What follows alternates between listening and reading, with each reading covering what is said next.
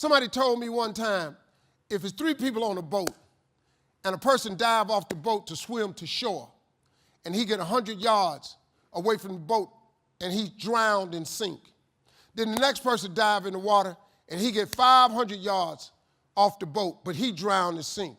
And the last man get off the boat and he dive in the water and he gets 6 feet away from shore and he drowned and he died. Who the better swimmer? Who the better swimmer? Y'all all drown. I don't care how far you go. You can sit up here, man. You can keep talking this perfection thing as you want. You get as close as you want. We all gonna come short when it comes to perfection. Look, form a relationship with God just the way you are. God take you just the way you are. Matter of fact, God shape you up just like he needs. See, he take dudes like me. He take old hoodlum dudes. And he, like you hear people, they say they got saved and they got washed white as snow. You hear people say that? I ain't get that version. I just got rinsed off. When I looked up and got saved, I still had dirt on me. Now, if you got the white as snow version, congratulations. But that ain't really how it go. God take people like me. I'm an imperfect soldier for Christ. And he allows me to say some things on his behalf. And you may not like the way I say it. You might not like my method. But I'm just telling you the truth, that you can be an imperfect person and have a relationship with God. That's all I'm trying to tell you. You ain't got to believe that. Because once again, I'm not in the soul conversion business. If you want to go to hell, bye. This is none of my business. But if you're struggling and you're looking for a way out and you lost a little bit, I'm telling you that God is in the forgiving business, that God is in the get your life together business, that God is in the make your dream come true business, that God is in the accept you as you are business. You can't fix yourself. If you could fix yourself, wouldn't you have done it by now? You can't fix yourself, but he can. God took somebody like me and turned me into something. And I'm telling you right now, I have no business even being here. If it wasn't for God's grace, I can't even explain my career to nobody. I can't even, somebody asked me, they ask me all the time, how you get all these TV shows? I can tell you flat out, I have no idea. Because all I asked for was one. You know what that is? That's called grace. That's God's unmerited favor. That's because, man, if you ask God for something, he'll do exceedingly abundantly over all you think or ask. And all you got to do is honor him. So I'm standing here honoring him. And the reason I'm standing here, because when I was homeless and I had nothing, I told God, if you let me make it, when I get there, I'm going to tell everybody about you. So I'm telling you about him. You ain't got to believe me, but I'm holding up my end of the deal. I appreciate y'all coming. See y'all.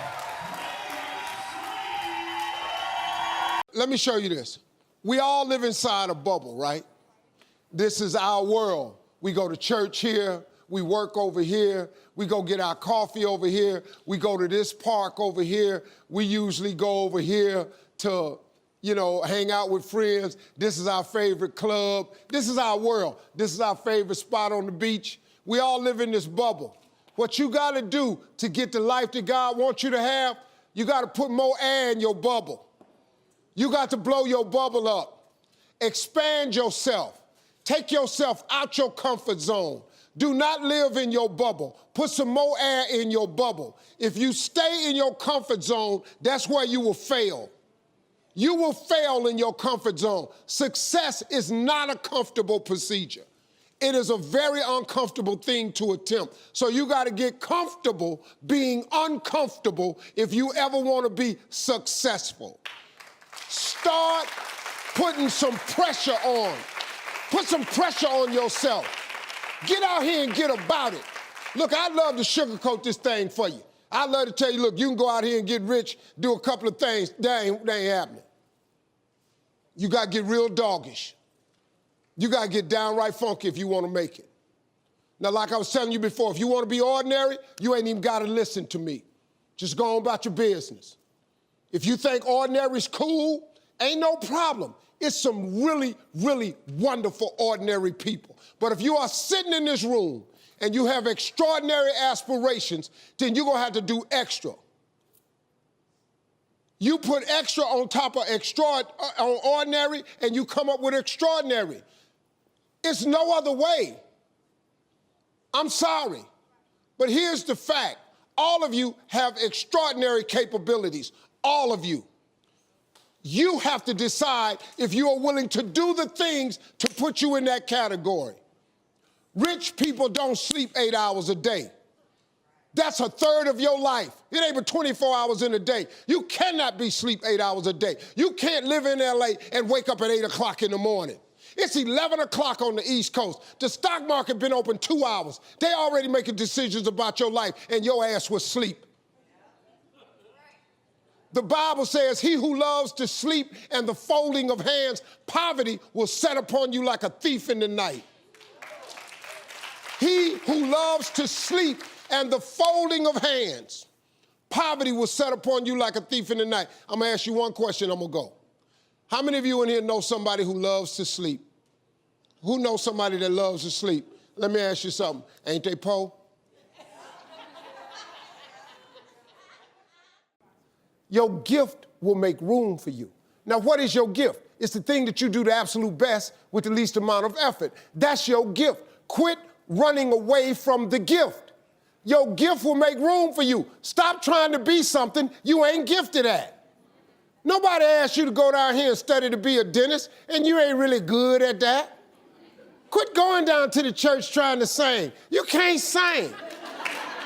Now, just because they let you sing at the church, you're not finna, ain't nobody else finna go with this. Because, you know, come as you are, the Lord loveth a cheerful giver, all that. We don't apply scriptures out here. You come to the Apollo and you can't sing, we got something for your ass up there. Period. Listen to me. All of you have this gift. Identify it. It's the thing that you do the absolute best with the least amount of effort. That's what you should be doing. You're wasting your time pursuing your passion. The Bible does not mention passion. It mentions your gift. What are you gifted at, and do that? Stop tripping. You can do that. If you fry chicken better than everybody you know, you ought to be somewhere frying chicken. People make millions of dollars frying chicken. Popeyes, Kentucky Fried Chicken, El Pollo Loco. All they doing is making chicken. They just found a way to do it. Somebody just started making chicken. You know the story of Marie Callender's? Do you know what this woman did, man? She worked for a diner, a greasy spoon diner that was going out of business. It was her only job. She was a single mother. It was her only job. She needed that job, but the diner was gonna close. So she went to the owner of the diner and said, let me bake one of my pies. People like my pies, and see if I can help you make a little money. He said, whatever, bring it in. She bought one pie in. They sold every slice. The next day, the people came in and asked for the pie. She had to go home and make another pie. The next day, so many people asked for the pie, she had to make 4 pies. Then people started saying, can I buy my own pie? She made so many pies at this store that she eventually saved her money and put a commercial oven in her house. Now, she done made so many pies, the dude's shop, he ain't selling hamburgers no more. All he's selling is them damn pies. That's how Marie Callender got started. Marie Callender now has over 120 restaurants. You can't go to no frozen food section without seeing Marie Callender in there. You know what she started with? A pie. One pie. The dude, when I had hair, when I had that world famous lining with that box cut, when I was Steve Hightower, Kings of Comedy, when I had that hair, the dude that cut my hair, I met him in 1986. He cut my hair for $10. I remembered him. When I got on TV, I had hired him. He came out there, he started making $300 a haircut. I paid him 10. He had been with me so many years that he was making $1,500 per haircut. I was getting my hair cut 4 times a week for television and touring. I paid him $1,500 each time. He was making $6,000 a week. You know what he was doing? Cutting hair. That same haircut I paid $10 for in '87. This dude was cutting it now for me for $1,500. I cut my hair off. We had to put him on suicide watch for a little while. But then let me tell you what he did. I paid him a chunk of money for being with me all these years, gave him a severance pay, told him good luck. Guess what this dude got now? He got 4 salons, and he owned 2 barber colleges. You know what this dude make now? $3.6 million a year. You know what he do? He cut hair. He cut hair. He don't do nothing else. That's his gift. Friend of mine we grew up with, all he did was cut grass. He had a single blade lawnmower that he pushed. He was so good at it, he could raise the blades up and lower them. He could cut patterns in your grass. We little, I'm going, hey man, we going swimming. Now I got to cut Miss Jackson grass. He could cut patterns in your yard. He could put your initials in your grass. As a little boy, $2 for the front, $2 for the back, $4. We used to laugh at him all the time. Well, let me tell you what we're laughing at now. He got a landscaping company in Cleveland. You know how much this boy making? $4 million a year. You know what he do? He cut grass. He got 38 trucks.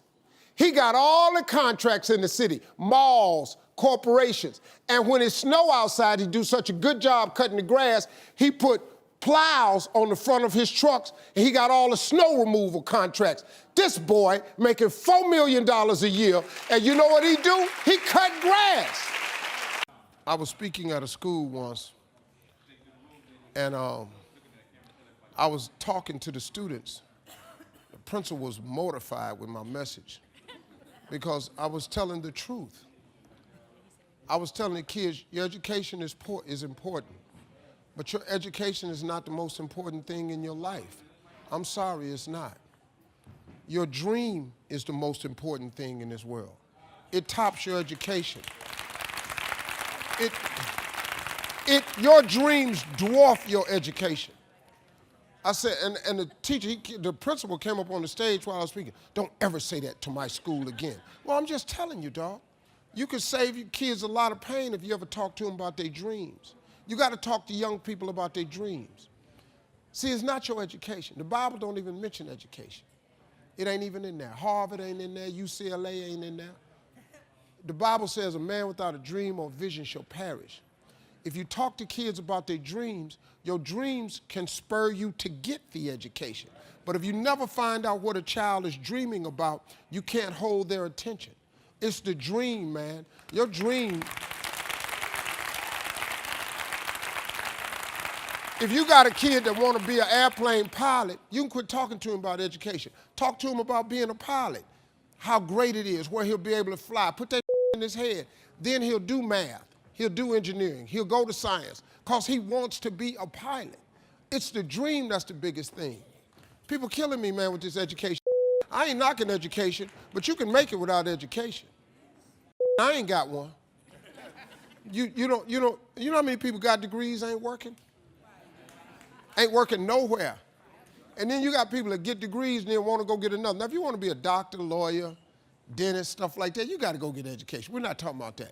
But you keep going to get all these pieces of paper hang on your wall. You got 1 degree, you ain't making with that. The you need 2 of them for?